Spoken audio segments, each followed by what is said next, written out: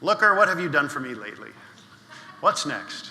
I think we'll continue to build on our 3 big bets. So I'll review, we talk about these internally a lot. I'll review what our 3 big bets are. And I think they're bets that are largely still true today. So the first thing that we bet on from the very beginning was that we were not going to build a database. We were going to let Redshift do it, and Google BigQuery, and Snowflake, everyone else in industry build the databases, because we think that the days of like the BI tool building their own little cube is not really where things are anymore. So rather than put resources into building our own database, we were going to put resources into leveraging and doing interesting things with the new technology that was coming down the pipe. And we saw the whole kind of big data thing happen. We saw this big revolution in infrastructure. So our first bet was that databases would get faster. And I think that continues to be true, and we're going to continue to leverage the cool stuff that the big database vendors are providing. There we go. The second bet that we made is that SQL would be the language. SQL would be the lingua franca of business data anyway.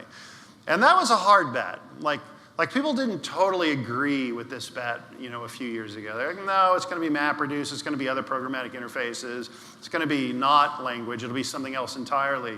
But no, we said there's millions, or probably tens of millions of people who know SQL, right? And that is the language of business when it comes to describing metrics.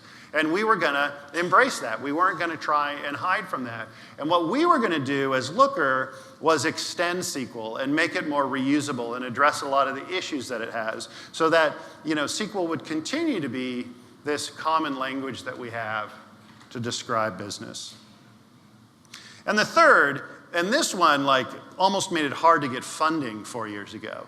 We believed that the data professionals would continue to be important, which sounds silly, but really there was a lot, especially when it came to raising venture money, they said, no, if it's not self-service and you have to involve data people, no, we're not even going to give you any money. You can't build a company like that. And we said, that's ridiculous. We said, data is hard. Especially as these systems get bigger and bigger and data is messier and messier, and it's just, data is hard. And the people, the data professionals, were the key to building these environments that business users could use. And we saw a lot of the vendors in the space really disenfranchising data professionals. They were saying, use sort of the tool that was designed for end users, that was kind of too complex for the end users, and then have the data people use that tool and that tool also, and it wasn't quite complex enough for their needs. And we said, no, there's probably a better way there. So we wanted to kind of embrace what the data people were doing so that they could power their business, right? So the 3 bets, really were that the database would get faster, we bet that SQL would win, and we bet on you. We bet on the data people. I mean, we think that is the key 3 things to build great product in this space. So we've been building stuff. And Looker, we're not real flashy, right? This is great, but we're not typically out bragging a lot, but we're really bragging about what we're going to talk about next. We have been heads down from an engineering team perspective, building a lot of really interesting things over the last couple of years. And I think these are culminating in what is easily the biggest release that we've had since we started the company. I think it's the biggest step forward in product since we started the company. So we're announcing today, I think there was a press release that went out, we're announcing Looker 4. It's a huge undertaking, it's taken a long time, and it has some of the coolest stuff that you've seen in Looker to date.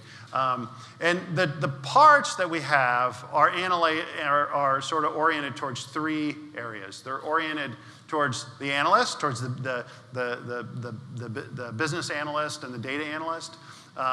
It's oriented towards the consumers, the business consumers, the business users, and it's oriented towards the platform and extending the platform. So in each of these, there'll be workshops, you'll see the product, there'll be keynotes tomorrow that Lloyd and Colin and Daniel and everybody is giving, so you'll see these in detail. I'm going to hit them real quickly here. So the first is a better analyst experience.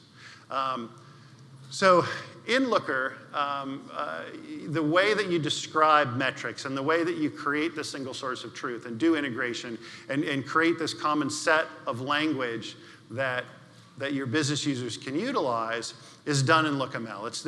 It's the modeling language, the data modeling language of Looker.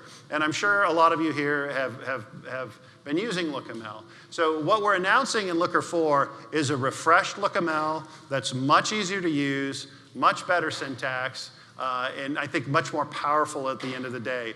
And with that, a complete IDE. So we've kind of redone the IDE completely and implemented a lot of really cool features, things to help you with command syntax and all that kind of stuff.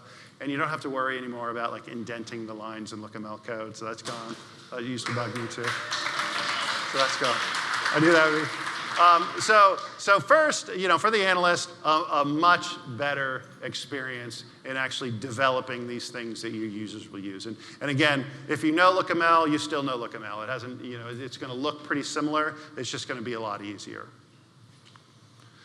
The second, and this was the largest single project we've ever done. This has been 18 months of a big part of our engineering team. We had to address the problem that we created. And it was a high-class problem. I mean, it was a good problem to have, but we really, kind of built this language that you could describe metrics, and they were reliable, and then all of a sudden, like, people started using them, and people started creating content, and business users started creating looks and dashboards and all kinds of stuff, and then pretty soon, environments had 10,000 or 15,000 things in it. And we had a content management problem. Right? And this wasn't a problem that other BI tools had. I mean, other tools weren't really looking at that many things across such a broad and deep data set that we were by connecting directly to these fast databases.